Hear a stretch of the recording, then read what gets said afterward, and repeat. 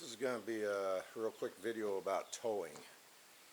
So far this summer I've driven this van all the way to the west coast and back to Missouri, and then I just got back from towing my motorcycle up to Sturgis and back. That was about almost 2,000 miles.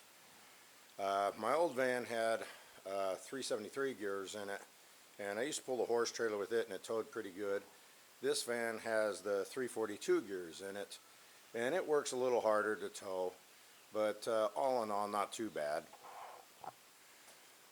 So my trailer total weight here is probably a little less than 2,000 pounds.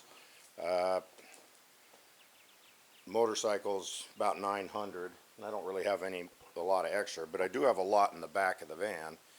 And one thing I will say is this thing worked kind of hard going up some of the hills with those 342 gears.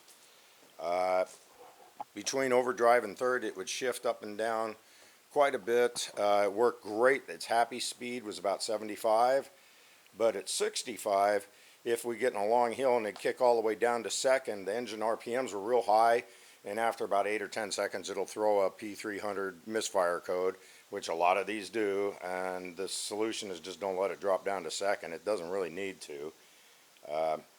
One of my biggest complaints here was the rear springs. The GM just put crap springs on these things, so this van's going to get it's going to get a spring overhaul on the back with better leaf springs, because the ride was not so great, and you know, even with this small amount of weight on it, it gave me some issues. So definitely need better rear springs, but these things will tow, and I never used the tow button.